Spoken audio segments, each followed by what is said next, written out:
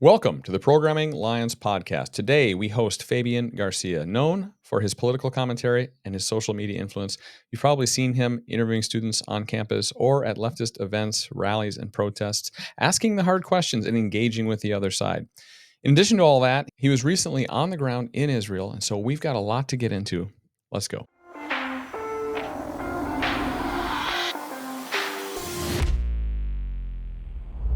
Fabian, welcome to the podcast. It's great to have you on. We've been observing your channel and some of your recent travels, and we're really intrigued about some of the insights that you have to offer.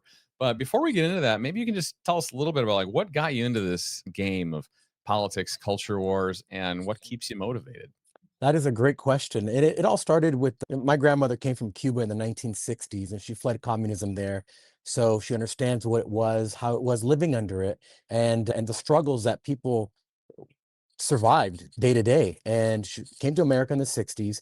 I was born here, and my entire life she's instilled in me those stories of what communism is, what it is to live in a communist country where you own nothing, where you can't do anything. You're essentially a slave. You have to wait 4 hours in line just for bread and food and things like that, where you get one pair of shoes per person per year. And if you mess up that pair of shoes, you have to figure it out until the next year.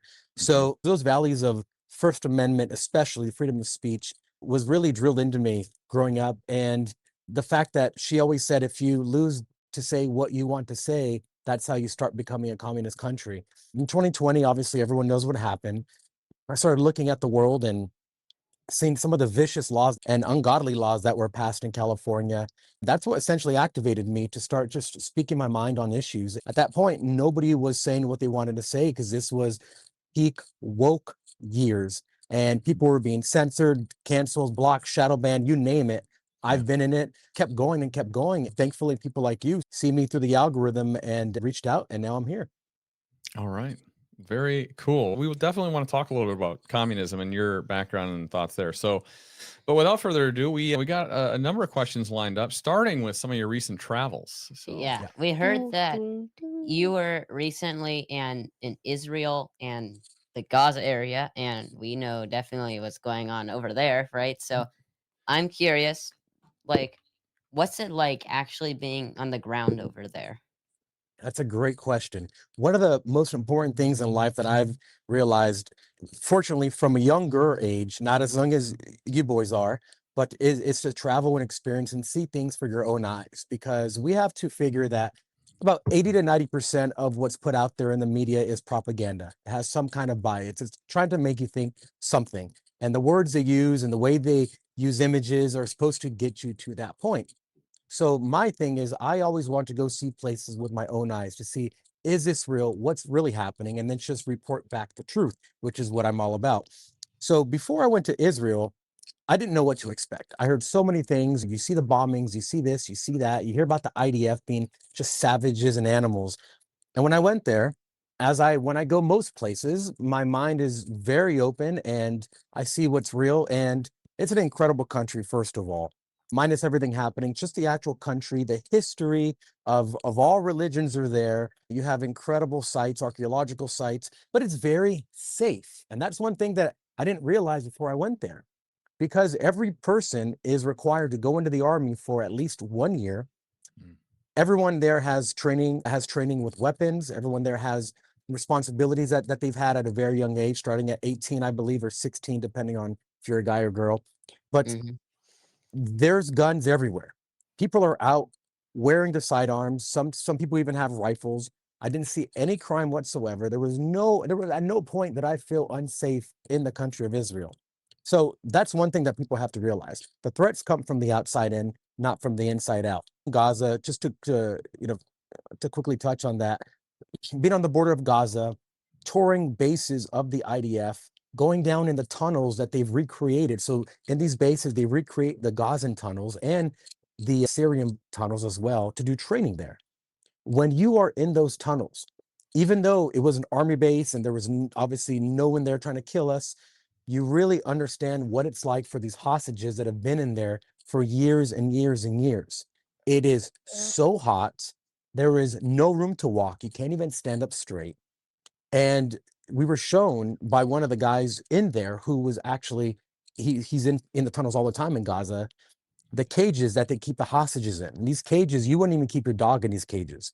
And these are the cages that they're forcing people to sit in, or I say sit because you can't stand in them for years and years and years. And it's just a catastrophe what's happening down there. So those are just a few of the points quickly that I've experienced in Israel. Yeah. What about some of the points that we see? Because I agree that a lot of what we see is propaganda. In fact, I've seen so many AI videos. I feel like people can't even spot this anymore. But we see videos that come across social media that are clearly AI generated of people starving or begging for food. And like, what's that vibe like really on the ground over there in terms of people starving, not getting the food that they deserve? This is a big part of the narrative right now. And so I'm just curious, like, what's true? It really is. It's a huge part of the narrative, and it's the main propaganda piece that they've been pushing for years and years. And again, this is nothing new. We've seen that whenever there's any kind of situation, people push the starving kids and the UN sites and the starving people, and that's what really gets clicks and attention.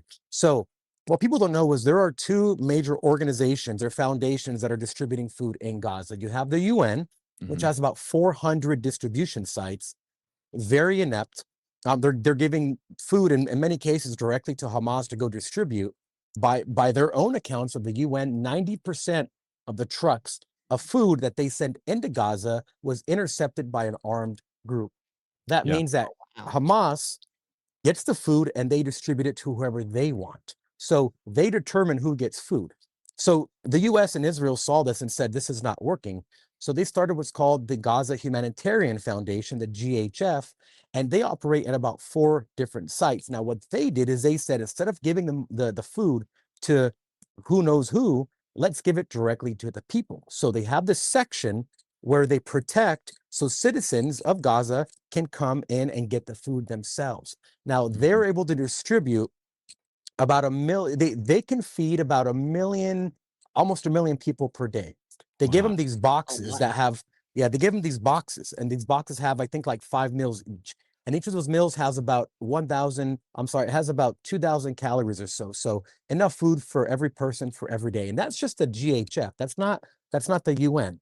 Cam Higby, a good friend of mine, he was on the trip with me. He got to go inside Gaza. Unfortunately, had to leave before, but Mhm. he was seeing all these massive pellets of food that were sitting there for people. So there are 2 different distribution centers, foundations, or organizations. There's enough food for everyone, but Gaza is ran by Hamas still. They're their government, they're unfortunately, and they determine who gets a lot of the food. So I agree, there is starvation there, but it's Mhm. not coming because there's a lack of food there. Right. Yeah, in fact, I've seen some of Cam Higby's pieces on this, which appreciate him, taking a step into that probably uncomfortable territory to show some of this in Gaza. Obviously, it's horrific what's going on, but the stories, it's just hard to know what's true. So, is it just me or us, I guess, that anti-Jewish things are being more mainstreamed? No, you're absolutely right. And this all goes back to religion. Again, religion is like the crux of everything because that's where morality comes from. That's where our laws come from. They're based on religion, and obviously different types of governments have different types of religions that they base off, like Sharia law, for example. If you go back to the birth of Jesus, which is what we call year zero, about 700 years after that, this guy that we're told lives, named Muhammad, came up with a different form of law, essentially, and a religion, rather. And then you had a period of about 1,400 years after that, which is what brings us to where we are now. That brings us to modern day. Now, in those 1,400 years, what has happened? There's been many what are called caliphates. So essentially, Islam took over a lot of North Africa, basically the Byzantine Empire, and about 90% of Spain that they had to get back over the course of 700 years. So you have to think about all that. And those are competing religions. Now, how does Christianity spread? By spreading love, the gospel, saying things like all men are created equal, which is where we got that from. It didn't say specifically, but we got that all men are created equal from the Bible. And you have another religion that has been battling Christianity and Judaism to be the supreme one. That's Islam. So when you see that a lot of these bots, these people talking about and talking up this rhetoric of anti-Jewish stuff, a lot of those bots come from Qatar, Pakistan, and Iran. Mm. And what are all those three countries? Those are all Muslim countries that follow Islamist law. Those are all, some of those countries have Sharia law, in fact, most of them actually. So this is nothing new. There's a plan to divide America, right? America is like the big brother. It controls everything. Everyone from the Marxists to the communists to the Islamists need to bring down Christianity because it's the strongest around the world right now. Yeah. And we have the most influence. So how do you bring it down? Well, one is you can separate the Jews and the Christians, make them fight, make everyone hate the Jews. Now that's Mhm. one small part of the game, right? It's the easiest. There's only 10 million Jews in the world. Christians are in the billions. So Mhm. first you destroy that connection, you make everyone hate the Jews. Hitler's done it. Many people have done it over time. But then Mhm. once they're out of the game and Islam can take over the only country in the Middle East right now that it doesn't control, which is Israel, is the last one standing, then you can turn your gaze onto the Christian and the Western world, which is what they're already doing, but they're mostly attacking Jews right now as far as the rhetoric. No one's saying, I mean, you have people saying death to American Islam, but that's not something that's everywhere right now. A lot of these countries are playing nice with us, but you have to remember, this is not something that they want to do tomorrow. This is a multi-generational, even if they have to wait 1,000 years, they believe that they will win. So this is literally a battle of religion at the end of the day. Yeah. Wow. It makes sense. Kind of just chipping away at it, and they have a long-term game plan in mind. I'm also just amazed, like mainstream influencers, Tucker Carlson, a Candace Owens, and of course you've got the Nick Fuentes out there that are really like pumping up this anti-Jewish rhetoric, and it surprises me that this is happening and it's becoming very mainstream and more people are getting on board, and I'm shocked. I'm not sure what to make of this. What do you say?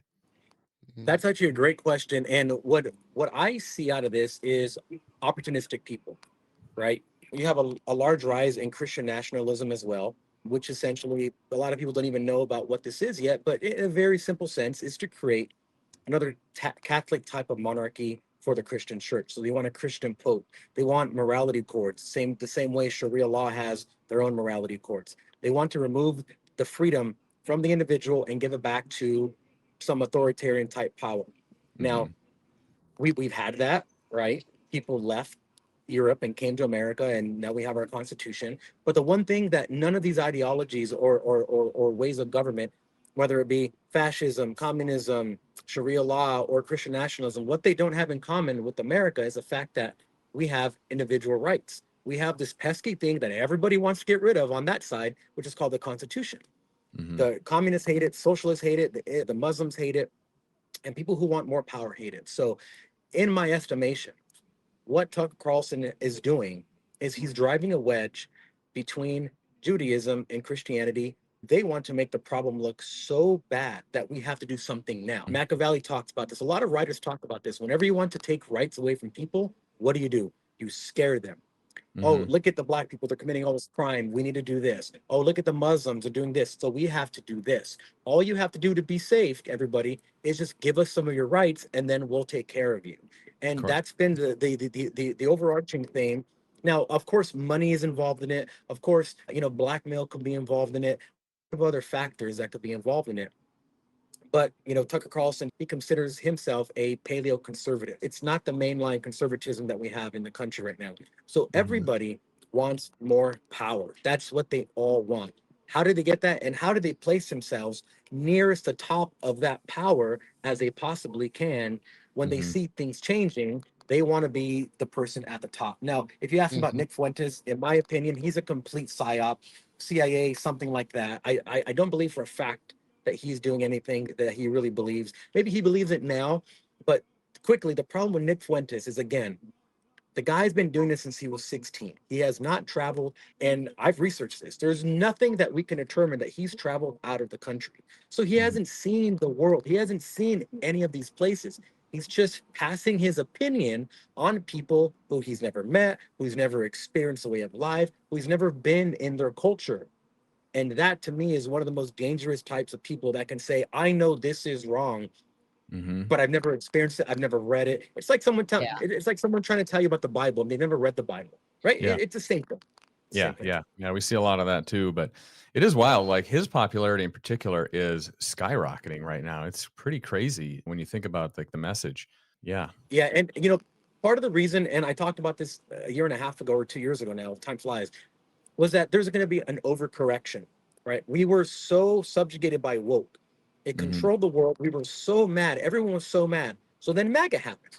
And all these people came out of the woodwork and said, MAGA.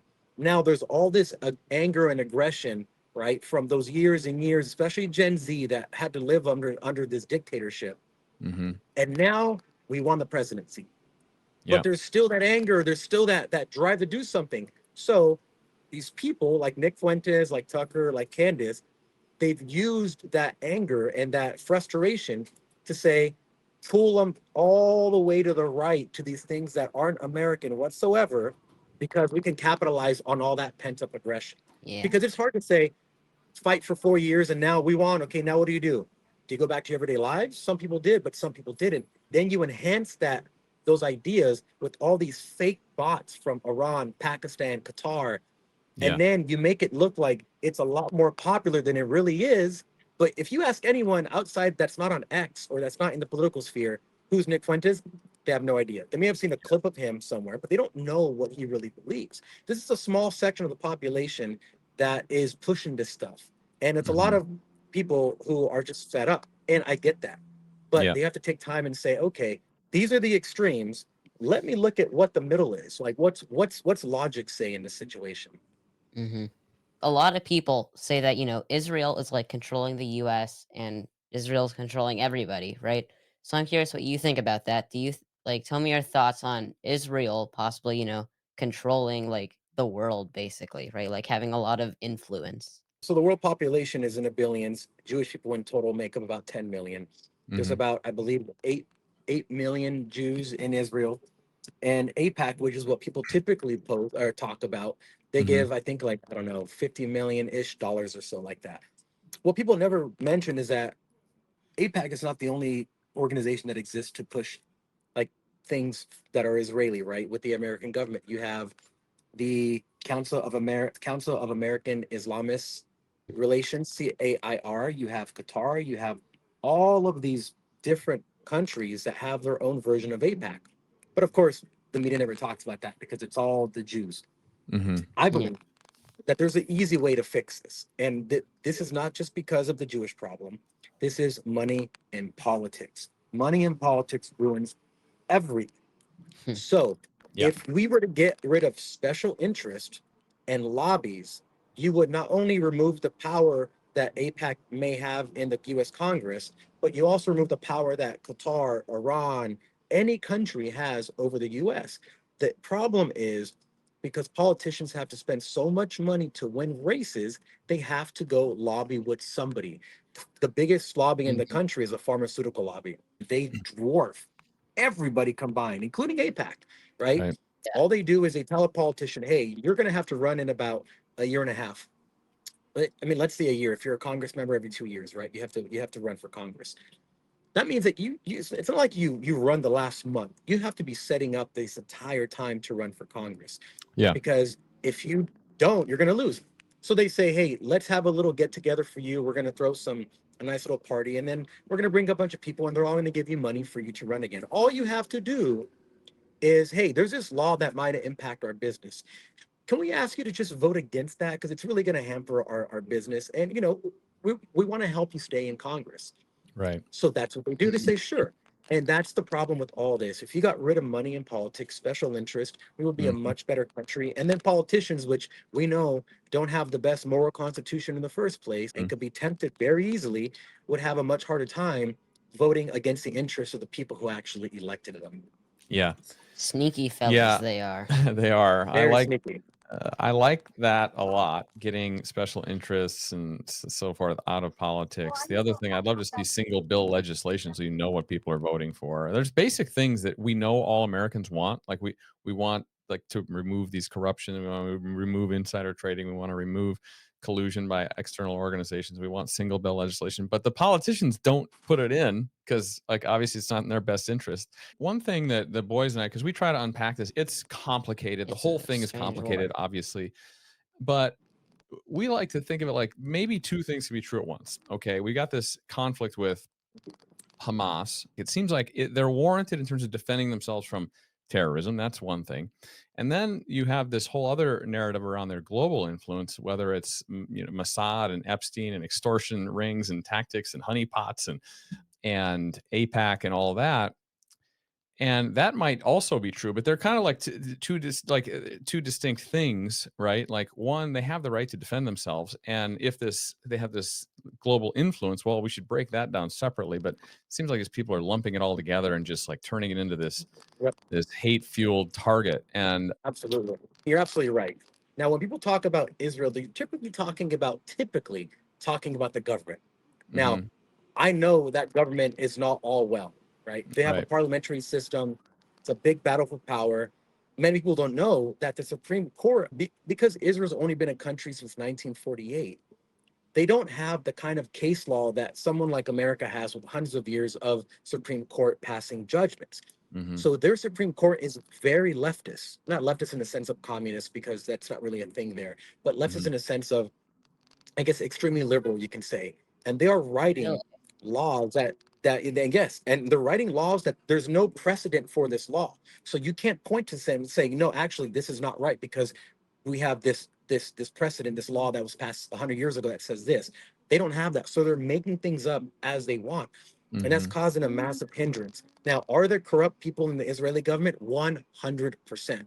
But that's every single government. And I think that we should root out the bad people and prosecute them if they need to be prosecuted, etc. But when people say Israel or the Jews, they confuse so many things. And because Israel is only the one place where Jewish people are a culture, it's a religion, it's a country, and it's a government. So yeah, when people say the Jews, they have to realize that 70% of Jewish people in America vote Democratic. So it's clearly not the really, people they're moving. Yes, it's pretty crazy. mm, Jewish people in America vote 70% Democratic. So they're voting wow, in most cases against their own interest. yeah, So that's the first question I ask people when they say the Jews. Okay, what do you mean? The Jewish culture, the Jewish religion, the Jewish people, the Jewish country, or the Jewish government? right, Because those are many, many different things. And usually that's where the conversation ends because they can't explain to me what they mean by that. yeah, It's yeah. just the Jews. And I can't help but wonder, like after World War II, if people got together and they were like, "Whoa, that was close. We are not going to let this happen again. Therefore, we're going to put some measures in place. Some of them are going to be a little extreme, but we are not going to let this happen again." And so, in some ways, I don't know, like this might be a weird take, but like in some ways, you have to admire the ability that they have risen and gained all of this power and technological advancement and all of that as a small group of people after this horrible atrocity that they went through, obviously, with the Holocaust. And so, in some ways, yeah, I have to admire it. I'm curious because now also, and we've seen this a lot on our channel, we've seen a lot of comments and stuff about Marxists, right? Like, screw capitalism, let's go back to Marxism or whatever, right? Oh yeah. So I'm curious for you about Mhm. how deeply do you think Marxist ideologies have now infiltrated and like came into the modern world?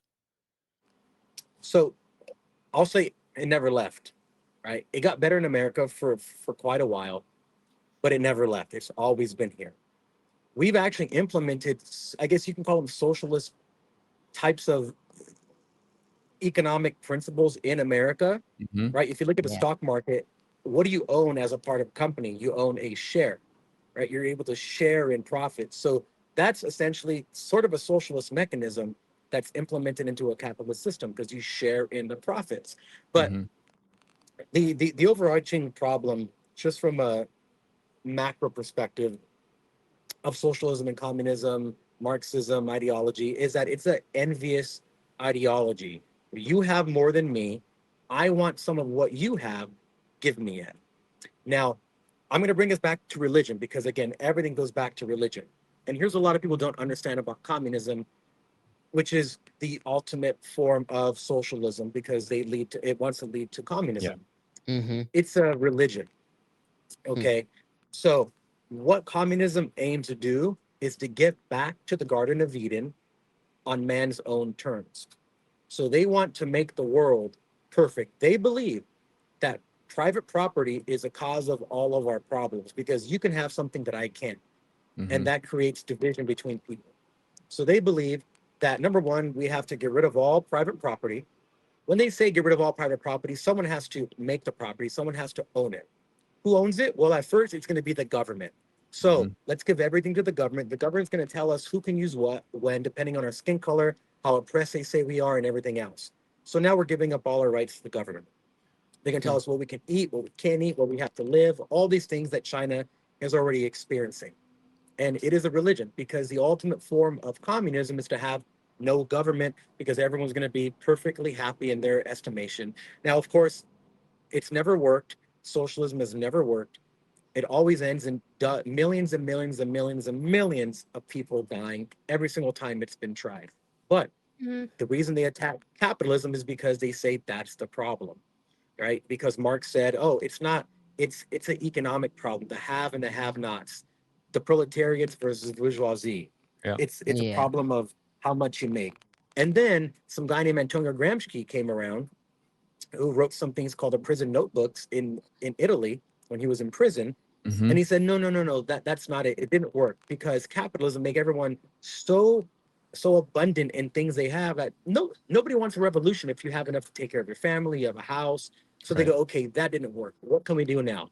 Well, let's make it into cultural Marxism, where the dividing lines aren't between how much money you have, but what your skin color is, where you come from. That worked a lot better because you can't change the color of your skin unless you're Michael Jackson. Let's say you're born white and the white people are bad. You can't escape that. So that means that, and this happened in woke. They said, are you an ally of us? Are you, what did they call it? They called it, you have to do the work. Do the work, meaning you have to, every single day, you have to think about being anti what you are, right? Imagine the mindset if every day you woke up and you hated yourself. That's what they want to turn you into in order to push their socialist, Marxist, communist agenda. And it's never worked. They've had to reinvent the types of oppression that people are under because economic wasn't enough, right? I've read the manifesto and Das Cap, and when I look at it, I think this was just a drunken buffoon writing a bunch of nonsense, like chirping at capitalism. He didn't really give a roadmap for how communism can work because every time I look at it, I just boil it down to something simple, which is, as a person, I want to get the most out of life. And I want to put in the least amount of effort to get the best outcomes. So if you think of that equation, well, if my outcomes are fixed, well, then I'm just going to like asymptotically go to zero in terms of my level of effort. And that is destructive, degenerative, and regressive for society. So I can't like fathom how it works in theory. And then in practice, it's been an absolute disaster. I look at Karl Marx the same way I look at Muhammad, or the person they say lived that was named Muhammad. Because fun fact about Islam, little side note, there was no vowels in 7th century Arabic. So it was actually impossible to say the name Muhammad. There was no O's or A's in 7th century Arabic, but they say the history that he lived. Anyway, Karl Marx, when you research who the man was, the guy was one of the worst people you can possibly be. He never worked. Even his parents would write him letters saying, you need to get a job and produce for society. But he didn't want to do that. He wanted people to give him money to speak and to write. And he had all these failed newsletters that he would constantly start, and he would beg. Who would he beg for money? Not other socialists, but he would beg the rich, affluent people to give him money, which is really, really funny. He failed over and over and over again. Then he got married. His wife had some money. He used up all that money. They were absolutely poor. They were living in it's not even a one bedroom. They were living in, like, let's say the pantry of some random place where he had his maid. And his maid, which is funny, was actually a slave. She was an indentured servant.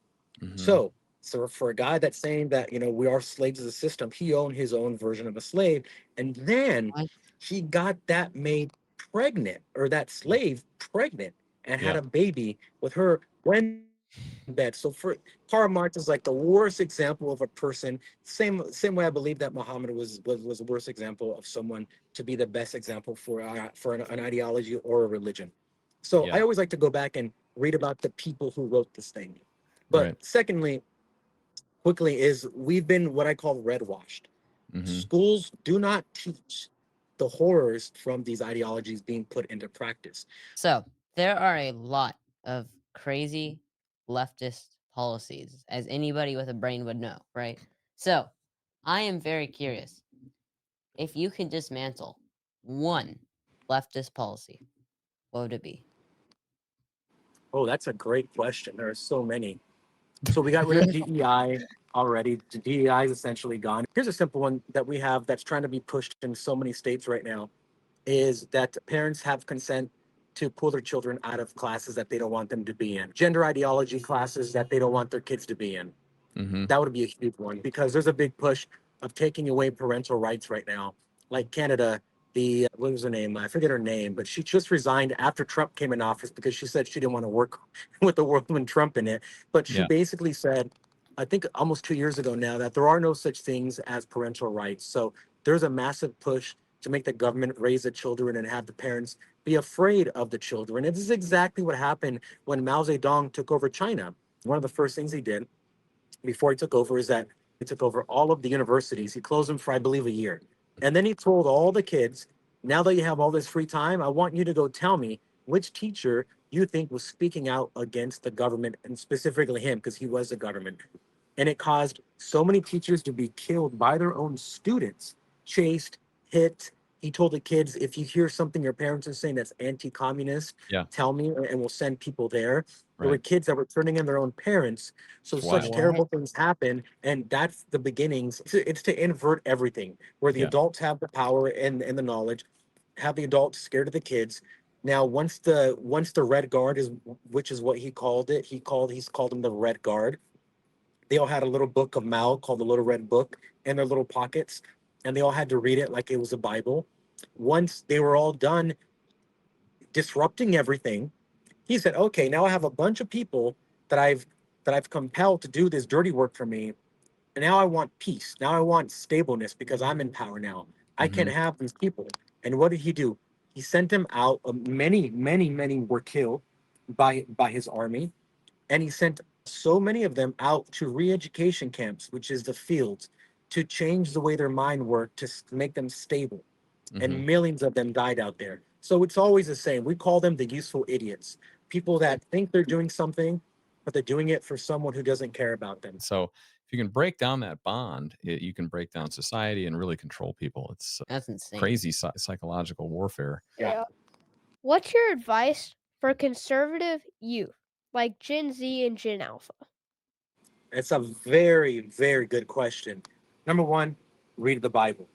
That's the most important thing. Because if we know that everything, our nation, our laws, morality comes from the Bible, then that's the foundational text to read, because it'll give you clarity whenever you hear something new, something you've never seen before.